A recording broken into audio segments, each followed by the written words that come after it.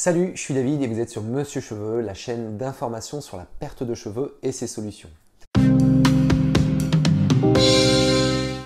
Pour ceux qui ne me connaissent pas, je suis expert conseil en greffe de cheveux. Je travaillais une quinzaine d'années dans le domaine de la greffe de cheveux dans des grandes cliniques en France et à l'étranger.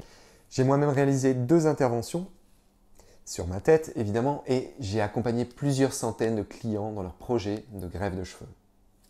Dans cette vidéo, on va parler des risques de la greffe de cheveux ou des effets secondaires possibles après la greffe de cheveux. Et on va distinguer les effets secondaires normaux des effets secondaires anormaux. Les effets secondaires normaux, c'est ce qui peut se passer après intervention quand celle-ci a été réalisée dans les bonnes conditions. C'est-à-dire lorsqu'elle a été réalisée par un docteur ou une équipe médicale spécialisée. Que les instruments sont stérilisés correctement, que l'intervention est réalisée dans un lieu prévu à cet effet, que les follicules sont préservés dans les bonnes conditions et qu'ils n'ont pas été endommagés. En fait, lorsque votre intervention a été réalisée dans des bonnes conditions, il n'y a pas des masses de risques. Le premier qui serait de votre fait, vous endommagez les follicules en vous cognant dans les 2-3 jours qui suivent l'intervention et vous faites sauter des follicules. Évidemment, ceux-ci ne repousseront pas. Cela peut être à la sortie de l'intervention, en vous cognant la tête dans le taxi, en vous prenant une porte de placard, ou votre enfant bas âge qui est intrigué, qui colle les mains sur votre tête, votre chien qui vous fait la fête et qui colle ses pattes sur votre cuir chevelu, ou vous grattez en dormant.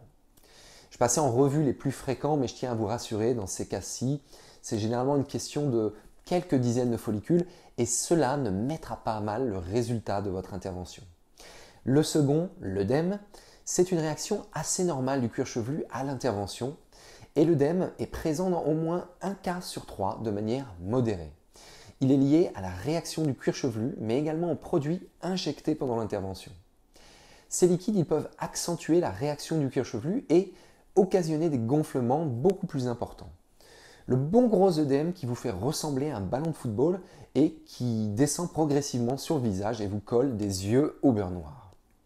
Notez quand même que le véritable œdème bien massif, il est lié au nombre de follicules implantés. Plus on implante dans une séance et plus les risques de développer un œdème massif est important. Le troisième, des rougeurs persistantes au niveau du cuir chevelu dans les zones extraites et implantées. Après une greffe de cheveux, il est normal que votre cuir chevelu soit rouge au niveau des zones implantées ou extraites, car il réagit aux injections, piqûres, follicules. Il est donc un peu inflammatoire, ce qui explique qu'il rougit. Et il va de manière générale être rouge au moins pendant 7 jours, puis sa couleur va s'atténuer pour redevenir normale au bout d'une dizaine de jours, voire 2 semaines. Ça, c'est quand l'intervention est bien réalisée, car on observe de nombreux cas où les rougeurs elles persistent pendant 1 mois, voire plusieurs mois. On détaillera ces cas un petit peu plus loin dans la vidéo. Maintenant, on va passer aux risques anormaux ou aux effets indésirables anormaux de la greffe de cheveux. Je dis anormaux car ces effets indésirables ils sont liés à une mauvaise pratique de l'équipe qui effectue votre greffe de cheveux. La greffe n'est pas réalisée dans les conditions optimales, le personnel n'est pas qualifié, les instruments sont mal désinfectés, les follicules ne sont pas préservés dans les bonnes conditions, ils sont trop manipulés, endommagés, ou la technique utilisée est agressive. Le premier risque, c'est l'infection. Vous développez une infection du cuir chevelu au niveau de la zone d'extraction ou d'implantation.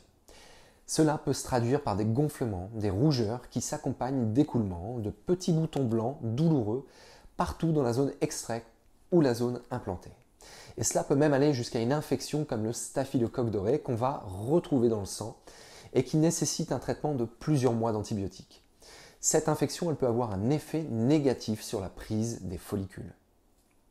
Le second risque, c'est un surprélèvement de la zone donneuse.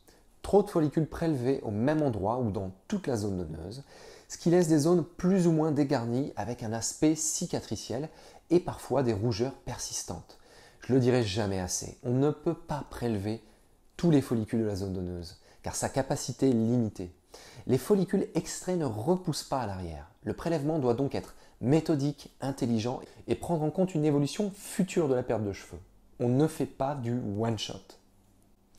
Le troisième risque, c'est le shock loss, une perte de cheveux réactionnelle. Le cuir chevelu, traumatisé par une intervention, il fait tomber des cheveux en réaction et là je dois dire que je n'en ai jamais vu autant dans les dernières années.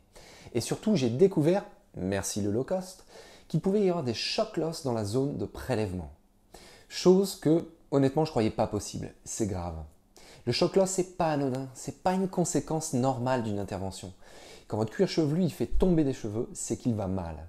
Cela indique qu'on l'a traumatisé, soit en extrayant trop de cheveux de la zone donneuse, soit en implantant trop de cheveux dans une zone qui n'est pas totalement dégarnie. Cela fait plus de mal que de bien. Le quatrième risque, c'est la nécrose. Celui-là, il est flippant. Et là encore, je l'ai découvert récemment car un client m'a contacté sur YouTube, il m'a envoyé ses photos. Il avait fait une intervention dans un centre de greffe très bas prix en Turquie. Et au bout de quelques jours, il a plusieurs plaies qui se sont ouvertes sur la tête et qui ne cicatrisaient pas. Il les a conservées pendant plus d'1 mois et demi et il a même dû être arrêté pendant 2 mois. Les follicules implantés, évidemment, sont tombés et il n'est vraiment pas sûr qu'ils repousseront. La nécrose, c'est en fait quand des cellules meurent et ne peuvent pas se régénérer. Elles pourrissent et créent des plaies béantes. Cela est dû à un phénomène d'ischémie. Les personnes qui font des pré-trous ou implantent dans le cuir chevelu endommagent les vaisseaux sanguins en les coupant. Du coup, les cellules ne sont plus normalement alimentées et elles meurent. Il n'y a pas de renouvellement de ces cellules. Cela arrive quand on maltraite le cuir chevelu ou que l'on implante beaucoup trop de follicules dans une surface réduite. Je le rappelle, la greffe de cheveux, c'est un peu une science et ça ne s'improvise pas. Beaucoup trop de gens imaginent que n'importe qui peut la réaliser. Et là, je vous invite à bien réfléchir avant de choisir les premiers venus. Moi, je vous invite vraiment à faire de bonnes recherches et à ne pas vous lancer tête baissée quand vous voulez sauter le pas. Prenez un peu de temps, constituez le bon budget. Ne cédez pas aux arguments trop faciles, aux promesses de miracles si vous souhaitez vous éviter tous ces risques anormaux qui peuvent impacter votre santé.